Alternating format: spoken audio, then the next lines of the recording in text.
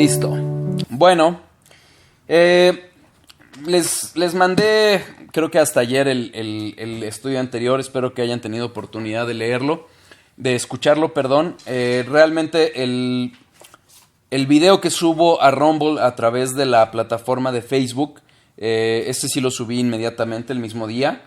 Y bueno, espero que hayan tenido oportunidad. Vamos a hacer un breve repaso. Les comentaba en el estudio pasado cómo era mi intención originalmente terminar el estudio acerca de la verdad, del subatributo de la verdad, y empezar el de la fidelidad del estudio pasado. No me fue posible, pero bueno, por la gracia de Dios estamos aquí. Y bueno, vamos a concluir, primero Dios, el estudio de Dios veraz, de la verdad de Dios, ¿ok? Hemos visto que este subatributo acerca de la verdad está referido primordialmente como una parte del atributo general del que hemos hablado, que se refiere a la verdad, a la integridad de Dios. Esta integridad que refiere al carácter de Dios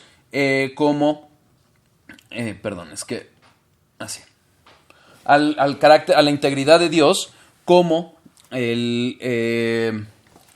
como un carácter perfecto, como la perfección en el carácter de Dios. Y en ese sentido, si bien no existe una palabra que podamos traducir como integridad referida a Dios, sí encontramos tres aspectos: verdadero, veraz y fiel. Gracias a todo ello es que podemos hablar de este atributo.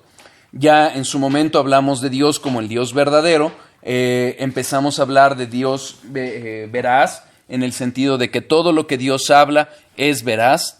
Él es el Dios del amén, el Dios de verdad, y sus palabras son verdad. Él no miente, y como no miente, y como es santo, toda su palabra es confiable, es digna de confianza. Aquí unos pequeños ajustes, pero bueno, no se pudo. Bueno, entonces, gracias a todo ello es que podemos ver que Dios es no solo la verdad, sino la fuente de toda verdad.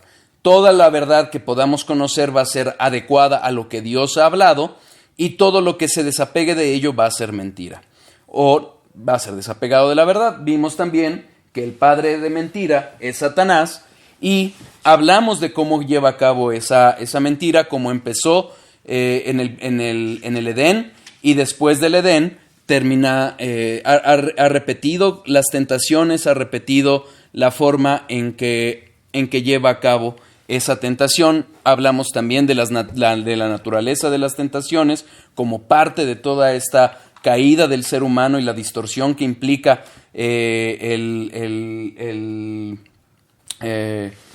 toda la tentación de Satanás, toda la obra que termina siendo a través de falsas doctrinas, a través de mentiras que lo único que hacen es apartarnos de la verdad de Dios. Como todos los atributos, también referimos, después de hablar acerca de la verdad, referimos a Cristo y cómo encarna justamente ese atributo. Y en el caso de Cristo, pues básicamente Él es la encarnación de la verdad absoluta. Vimos que no solo Él vino a enseñar verdad, sino que Él mismo es la verdad. Ahora bien, después de hablar todo ello en los estudios pasados, también empezamos a hablar acerca de las consecuencias de la verdad. Y hablando de las consecuencias de la verdad, vimos que hemos de tener cuidado de adorar a Dios como Él manda. ¿Por qué? Porque Él determinó hablar. No se manifestó con imágenes, no se manifestó con figuras, sino que Él habló. Y es a través de la palabra que hemos de relacionarnos con Dios, y a través de la palabra que vamos a conocerle y cómo debemos de adorarle. Y ahora sí, en el estudio pasado hablamos que siendo el Dios de verdad y la norma de donde parte toda verdad, todo aquello que conozcamos deberá de ser medido a través de la verdad de Dios. Siendo un atributo comunicable de Dios, hemos de buscar la verdad de Dios. Estamos llamados a defender la verdad, no solo a conocerla, sino a defenderla. Y también hemos de confiar en Dios porque si Él ha hablado verdad. Y hemos también de imitar a Dios en cuanto a que Él habla verdad, porque cuando mentimos, no solo distorsionamos o deshonramos la imagen de Dios en nosotros, sino que deshonramos a su obra y a lo que Él ha hablado.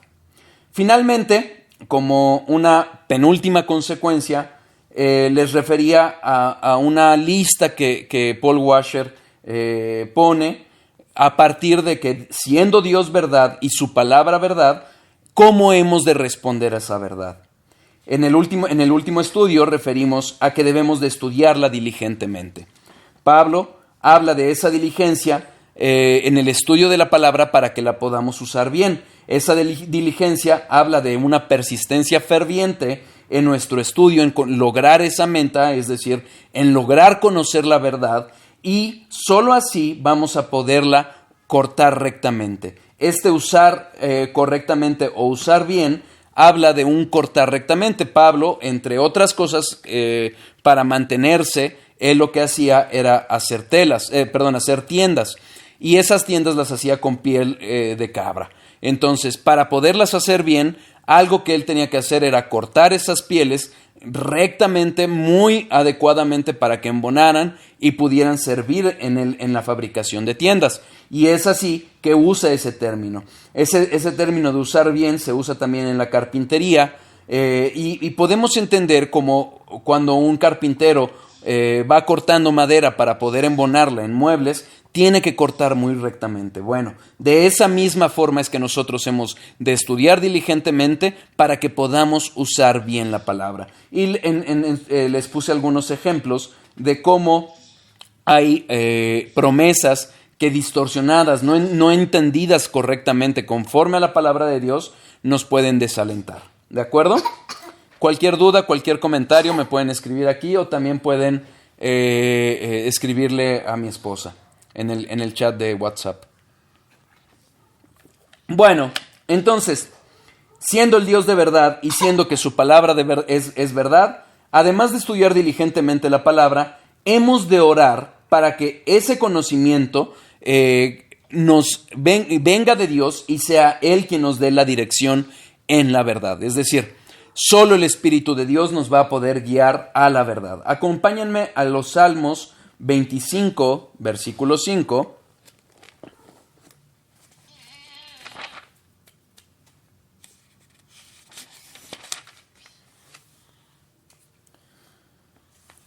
Salmos 25, versículo 5.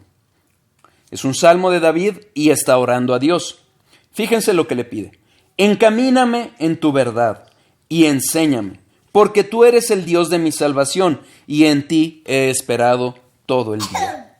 ¿Qué le está pidiendo David? Le está pidiendo que sea Dios el que le encamine en la verdad. Es decir, que con base en esa verdad que él ha hablado, sea Dios quien lo guíe.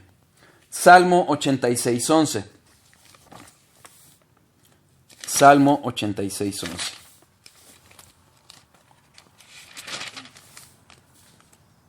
Enséñame, oh Jehová, tu camino. Caminaré yo en tu verdad. Afirma mi corazón para que tema a tu nombre. Nuevamente vemos la petición del salmista, nuevamente David, pidiéndole enseñanza, dirección a Dios acerca de su camino. ¿Cómo nos lo va a mostrar? A través de la verdad. ¿Por qué? Porque es el Espíritu de verdad, quien nos guía en este caminar en la verdad.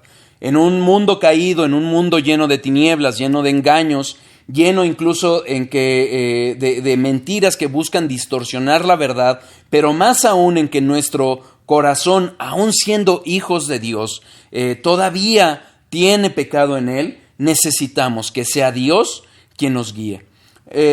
Sin duda, nosotros, por lo menos yo soy bautista reformado, pero considero igualmente hermanos a los presbiterianos reformados.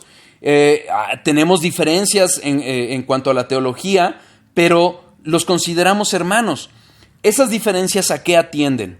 No atienden a errores en la Biblia, atienden a justamente ese pecado que todavía está en nosotros como seres humanos y que no nos permiten apreciar con toda claridad la palabra de Dios. Sin duda, hay otros que profesan ser cristianos, pero no lo son, y lo sabemos porque distorsionan la verdad, ¿sí? Pero necesitamos al Espíritu de Dios, al Espíritu de verdad, para que sea Él quien nos ayude y nos dirija con base en la verdad. Recordemos que la palabra de Dios, siendo obra de Dios, es espiritual. Y no solo vamos a llegar a ella con el entendimiento, necesitamos la obra de Dios que nos conduzca en ese conocimiento espiritual. Primera de Corintios 2:14.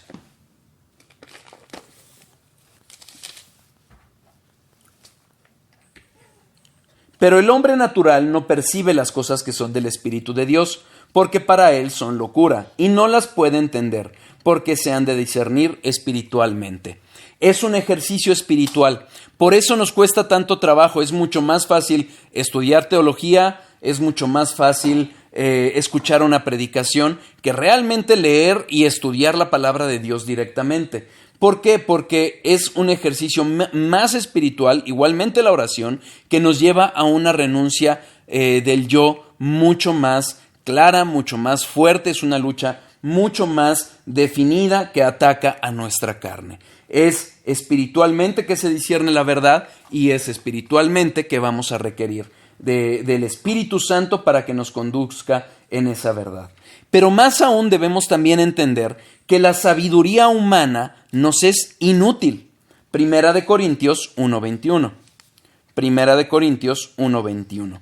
Pues ya que en la sabiduría de Dios, el mundo no conoció a Dios mediante la sabiduría, agradó a Dios salvar a los creyentes por la locura de la predicación.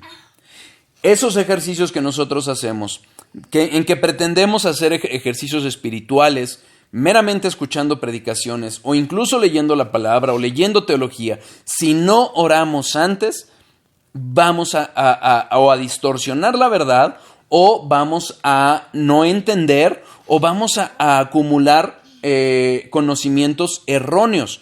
¿Por qué? Porque lo vamos a hacer con nuestras fuerzas, con sabiduría humana. Por muy duchos que seamos en el entendimiento de textos, aun cuando tuviésemos doctorados en letras, si no es el Espíritu de Dios el que nos guía espiritualmente en esa verdad, la sabiduría humana va a ser inútil.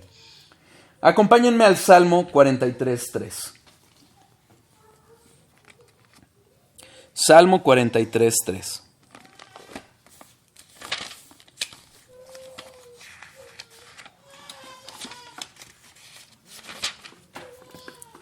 Envía tu luz y tu verdad, éstas me guiarán, me conducirán a tu santo monte y a tus moradas. Dice MacArthur acerca de este Salmo 43:3. Estas son unas vigorosas personificaciones de la guía divina. Esta luz, esta verdad, esta guía, este santo monte, esas moradas, hablan justamente de esa dirección divina que solo Dios nos puede dar en su verdad, a través de ella y para caminar en ella. La oración abre nuestro entendimiento y nos enseña la voluntad de Dios para nuestra vida. Es la oración la que nos va a preparar, la que nos va a abrir el entendimiento y el corazón para recibir espiritualmente lo que Dios nos va a enseñar. Acompáñenme a Colosenses 1, versículos 9 a 14. Esta es la salutación la salutación son los primeros versículos, pero esta es la entrada a la carta que Pablo le escribe a los colosenses, a los creyentes de Colosas, que les dice cómo un maestro que él conoció, de nombre Epafras, le platicó acerca de cómo él les había compartido la verdad a estos hermanos de Colosas, pero fíjense qué es lo que hace Pablo. Versículo 9. Por lo cual también nosotros, desde el día que lo oímos, acerca de que ellos habían conocido de Dios, no cesamos de orar por vosotros y de pedir que seáis llenos del conocimiento de su voluntad en toda sabiduría e inteligencia espiritual, para que andéis como es digno del Señor, agradándole en todo, llevando fruto en toda buena obra y creciendo en el conocimiento de Dios, fortalecidos con todo poder conforme a la potencia de su gloria, para toda paciencia y longanimidad, con gozo dando gracias al Padre que nos hizo aptos para participar de la herencia de los santos en luz, el cual nos ha librado de la potencia de las tinieblas y trasladado al reino de su Hijo, de su amado Hijo, en quien tenemos redención por su sangre, el perdón de pecados. Sin duda, como les he dicho, muchos pasajes que podríamos sacar horas y horas de estudio y de predicación. Pero, ¿a qué los quiero llamar la atención? Sabiendo Pablo acerca de que estos hermanos en Colosas habían conocido acerca de Dios por la predicación de la verdad, ¿qué es lo que empezaron a hacer? Orar por ellos. ¿Para qué? Para que ellos pudieran conocer más y más a Dios. Esa sabiduría, ese conocimiento que ya había empezado, fuera ampliado. ¿Pero cómo? A través de la oración. ¿Por qué? Porque es una obra divina, una obra de Dios, la que abre nuestro entendimiento y abre nuestro corazón. Hermanos, si son padres, oren por sus hijos. Porque de nada van a servir los bibliazos, de nada van a servir la disciplina, si no está acompañado de una obra del Espíritu que haga la obra en ellos. ¿Ok? Entonces, hablando del Dios de verdad y de su palabra, la verdad, ya vimos que hemos de estudiar la palabra, hemos de orar para conocerla espiritualmente. Y tercero, debemos adorar a Dios y darle gracias por su verdad. Salmo 115, versículo 1. Salmo 115, versículo 1.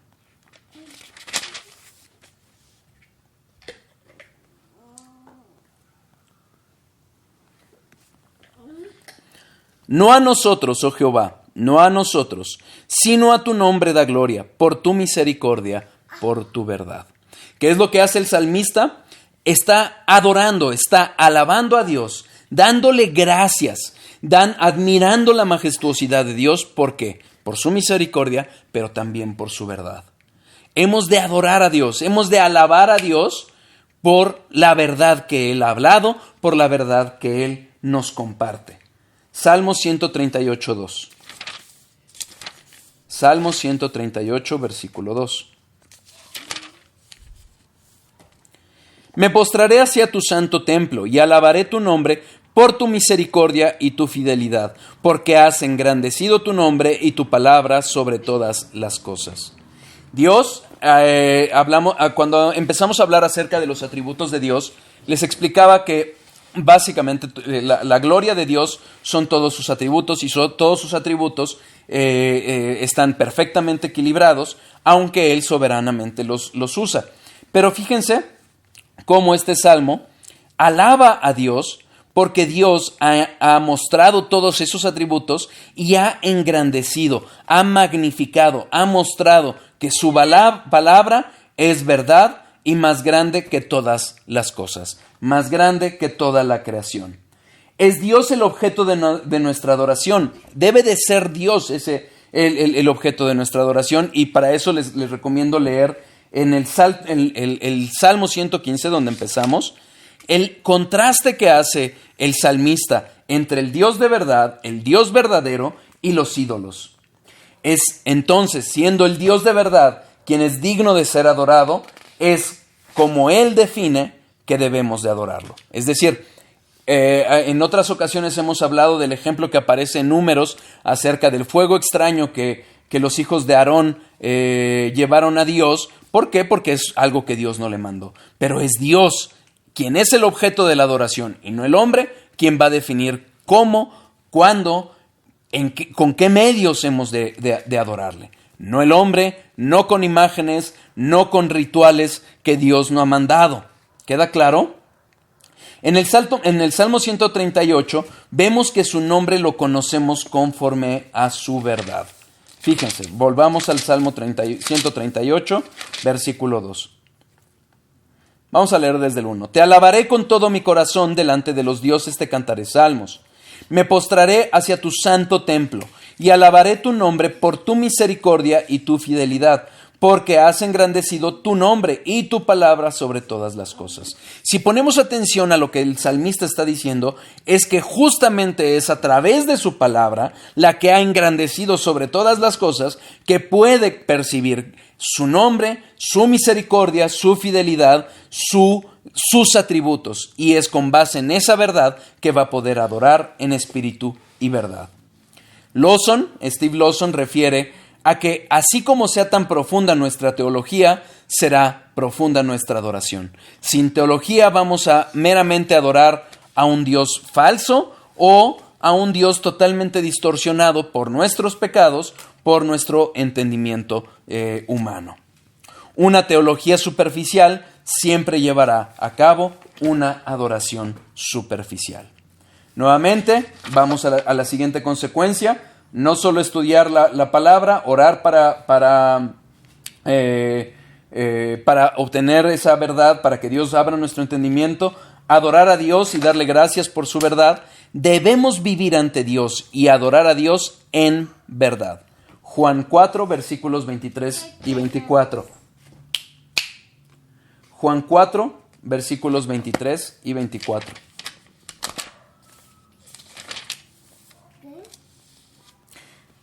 En otras ocasiones, en otros atributos, principalmente si no me equivoco en el atributo acerca de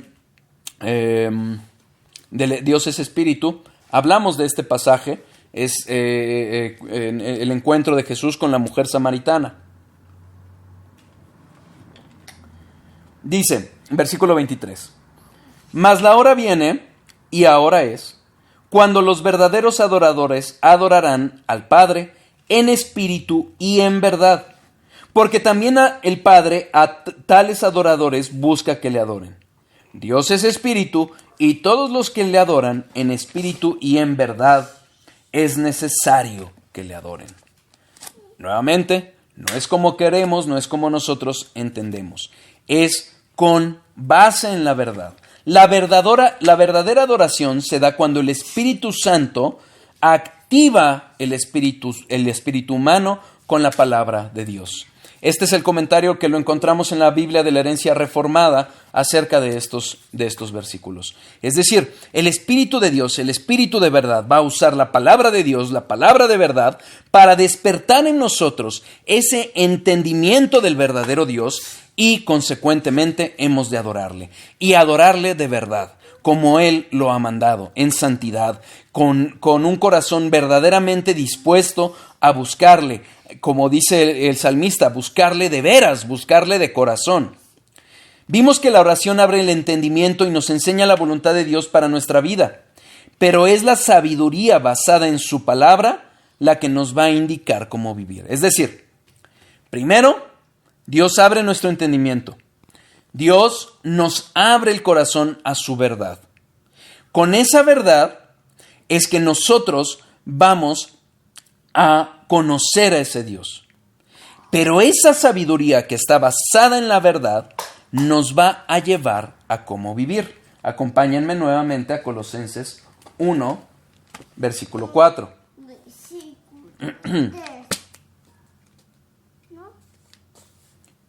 Chiquita, por favor.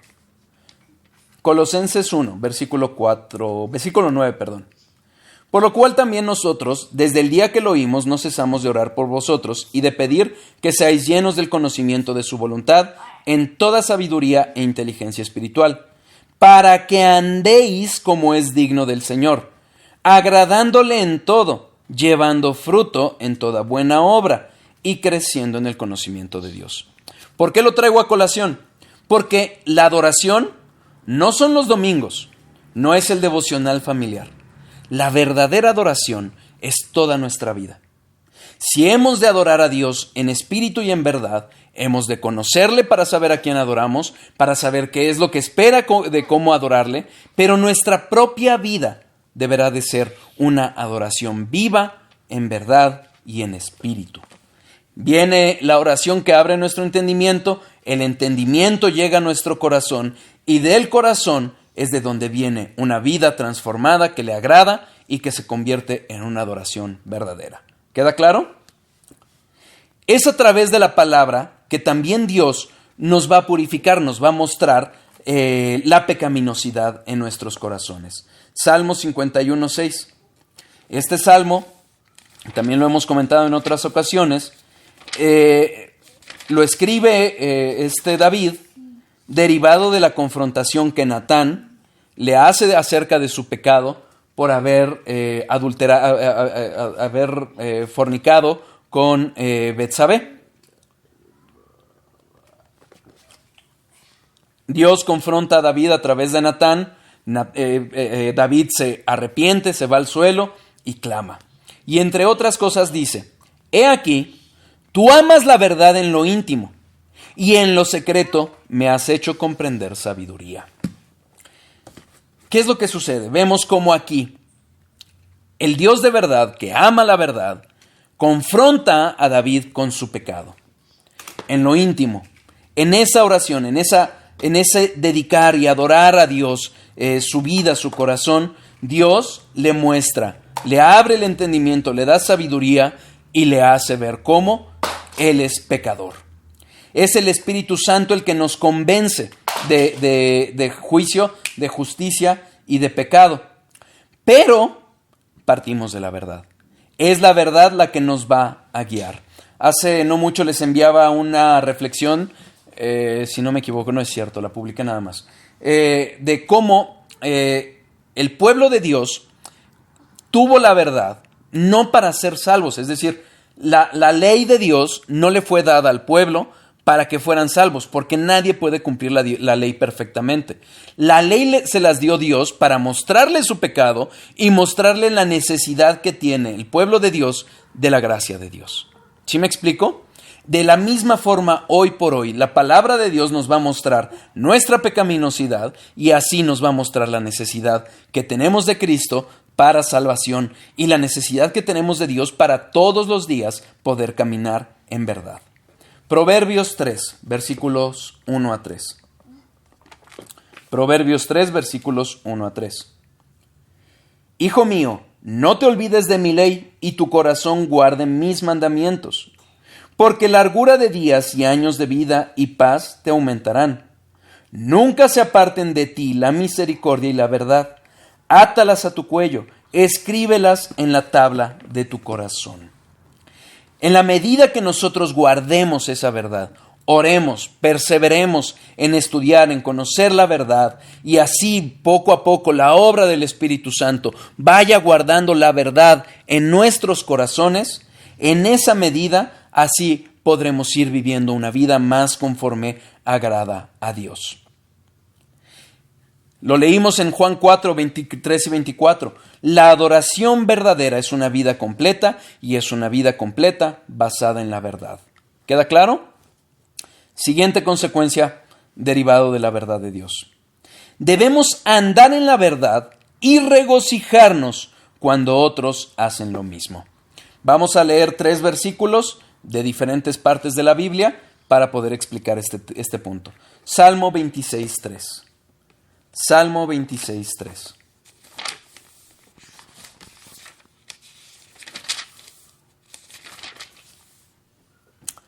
Porque tu misericordia está delante de mis ojos y ando en tu verdad. Segunda de Juan 4. Segunda de Juan 4. Mucho me regocijé porque he hallado a algunos de tus hijos andando en la verdad, conforme al mandamiento que recibimos del Padre. Tercera de Juan, versículos 3 y 4. Tercera de Juan, versículos 3 y 4.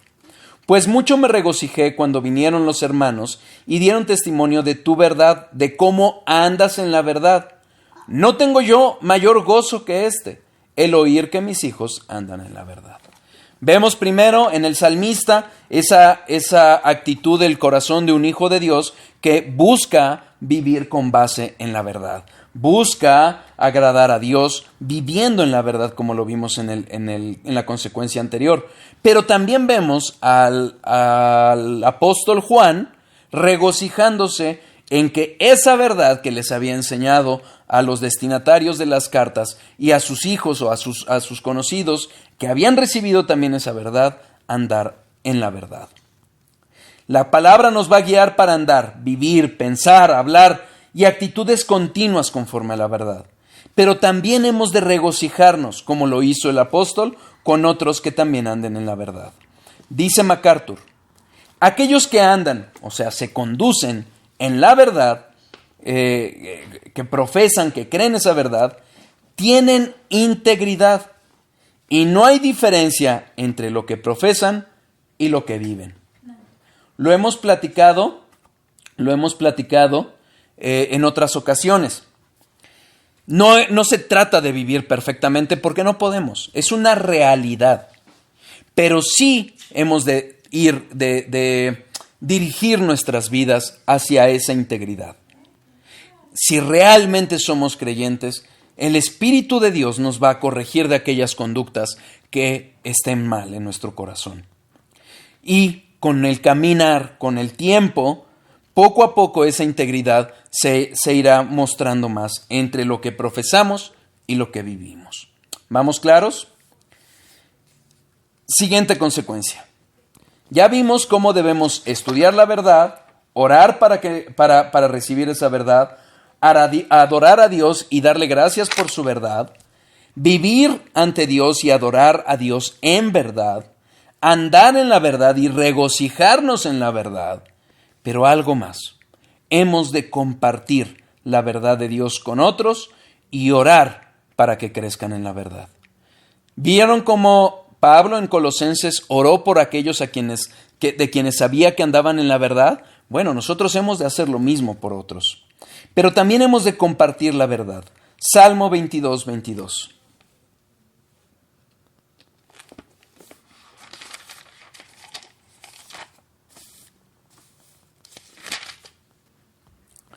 Anunciaré tu nombre a mis hermanos, en medio de la congregación te alabaré.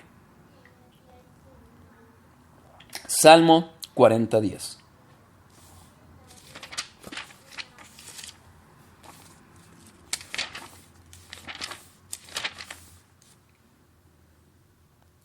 No encubrí tu justicia dentro de mi corazón, he publicado tu fidelidad y tu salvación. No oculté tu misericordia y tu verdad en grande asamblea. Una característica de aquellos que no solo han conocido la verdad acá en el intelecto, sino que esa verdad ha bajado a su corazón, es que van a dar a conocer a otros a Dios. El conocer a Dios nos impulsa a proclamarlo. Muchas veces, tristemente, pasa el tiempo y se nos hace algo ordinario, se nos llega a dar pena. Pero la realidad es que siendo hijos de Dios, viviendo en la verdad, vamos a recibir ese impulso del Espíritu Santo para que otros también conozcan. Sería algo muy egoísta el no compartir la verdad con otros. Segunda de Timoteo 2:25. Segunda de Timoteo 2:25.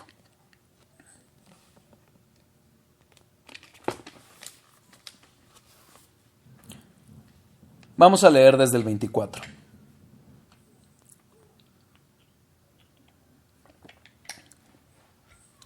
Porque el siervo del Señor no debe de ser contencioso, sino amable para con todos, apto para enseñar, sufrido, que con mansedumbre corrija a los que se oponen, por si quizás Dios les conceda que se arrepientan para conocer la verdad, y escapen del lazo del diablo, en el que están cautivos a voluntad de él. Con mansedumbre.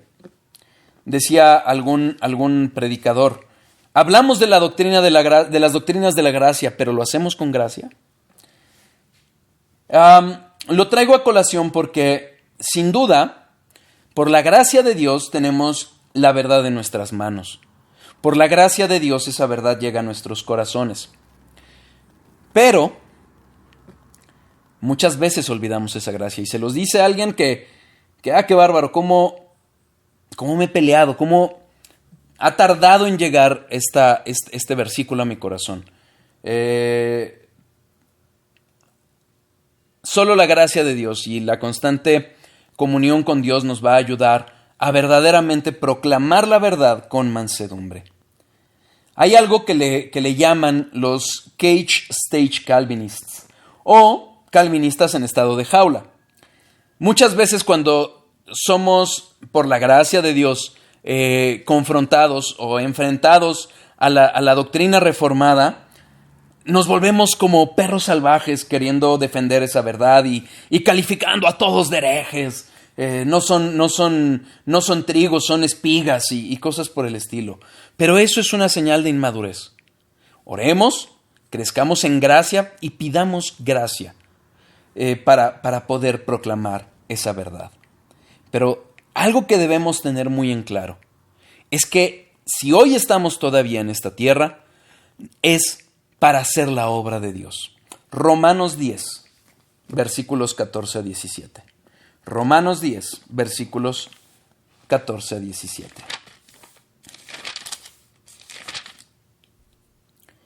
¿Cómo pues invocarán a aquel en el cual no han creído?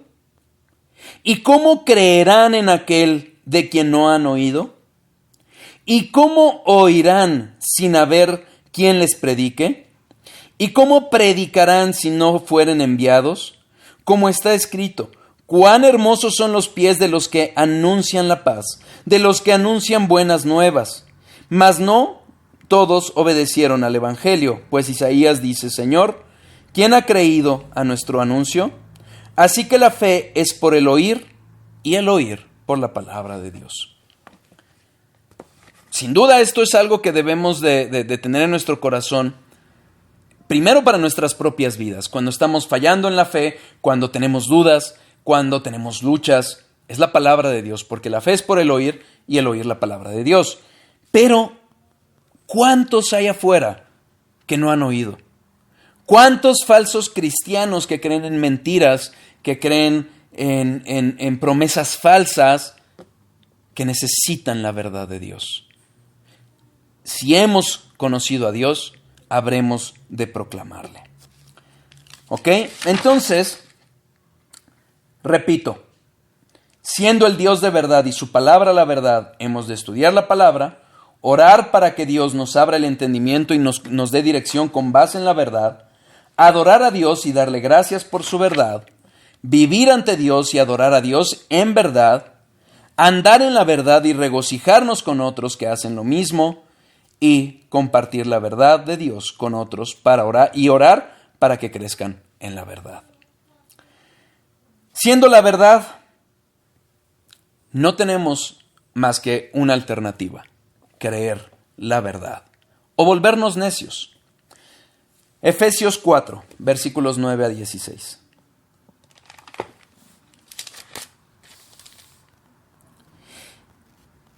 Y eso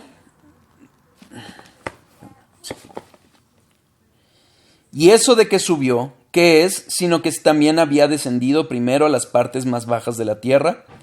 El que descendió es el mismo que también subió por encima de todos los cielos para llenarlo todo.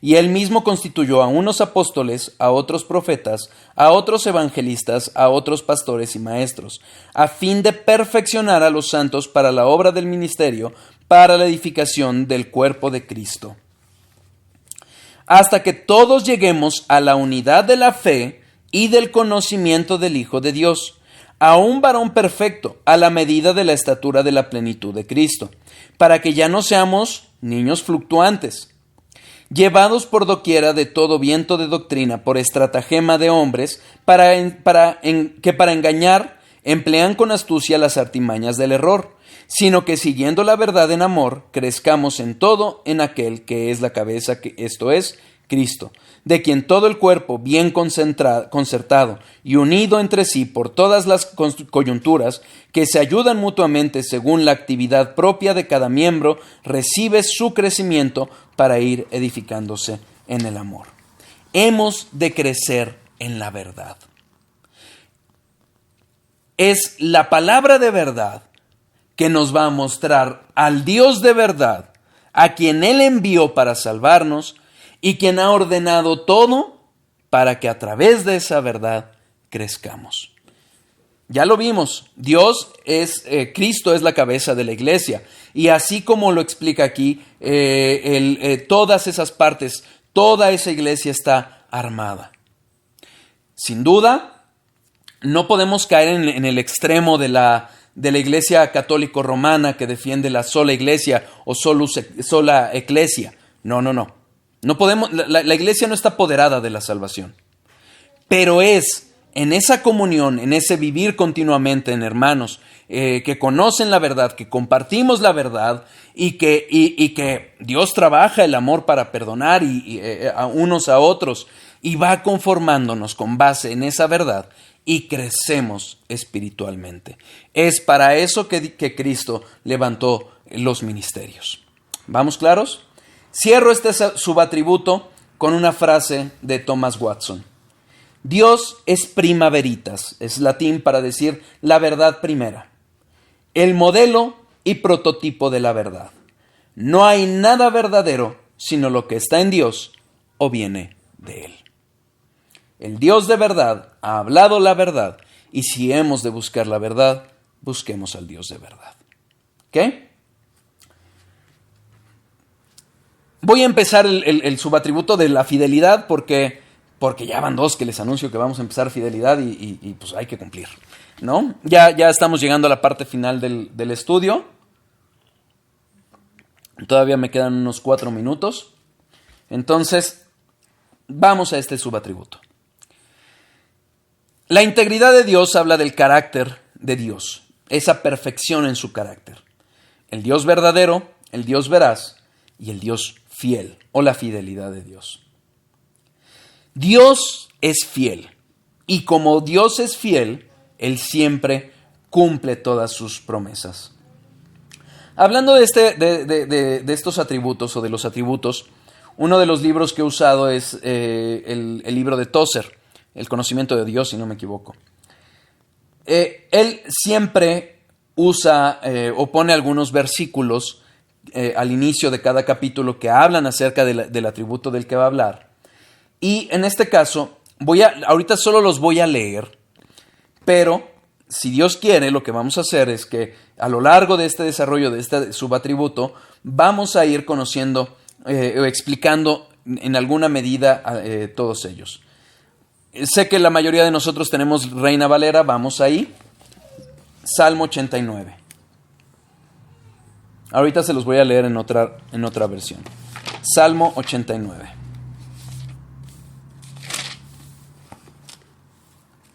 Versículos 1 y 2. Las misericordias de Jehová cantaré perpetuamente. De generación en generación haré notoria tu fidelidad con mi boca. Porque dije, para siempre será edificada misericordia. En los cielos mismos afirmarás tu verdad. Versículo 8. Oh Jehová, Dios de los ejércitos, ¿quién como tú? Poderoso eres, Jehová, tu fidelidad te rodea. Versículo 24. Mi verdad y mi misericordia estarán con él, y en mi nombre será exaltado su poder. Se los leo, porque insisto, esa es la versión que tenemos.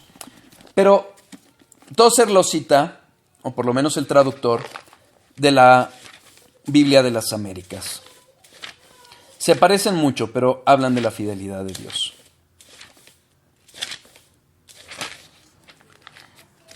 Versículos 1 y 2. Por siempre cantaré de las misericordias del Señor. Con mi boca daré a conocer tu fidelidad a todas las generaciones. Porque dije, para siempre será edificada la misericordia. En los cielos mismos establecerás tu fidelidad. Versículo 8. Oh Señor, Dios de los ejércitos, ¿quién como tú, poderoso Señor? Tu fidelidad también te rodea. Versículo 24. Con él estará mi fidelidad y mi misericordia, y en mi nombre será exaltado su poder. La fidelidad de Dios es un atributo precioso para los hijos de Dios. Pero vamos a ver otro aspecto en su momento acerca de la fidelidad de Dios y que ya empecé a enumerar al hablar, o enunciar, al hablar de la verdad de Dios y acerca de las promesas de Dios. Dejo el preámbulo de este atributo con una frase de Tozer. La fidelidad es eso, es ese atributo en Dios que garantiza que Él nunca será o actuará de modo inconsecuente consigo mismo. Dios nunca cesará de ser lo que es y quien es.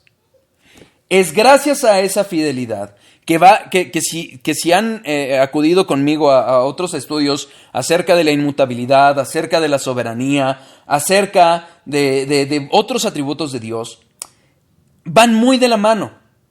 Pero es gracias a esa fidelidad que Dios nunca se aparta o actúa fuera de lo que Él ha hablado. Es gracias a Él, a esa fidelidad, que Él es lo que es y quien es. Él nunca va a dejar de ser lo que es. Él nunca va a dejar de cumplir lo que ha prometido. Él va a ser fiel hasta el final, hasta toda la eternidad. ¿Vamos claros? Ahí dejamos el estudio de hoy. Déjenme detener las grabaciones.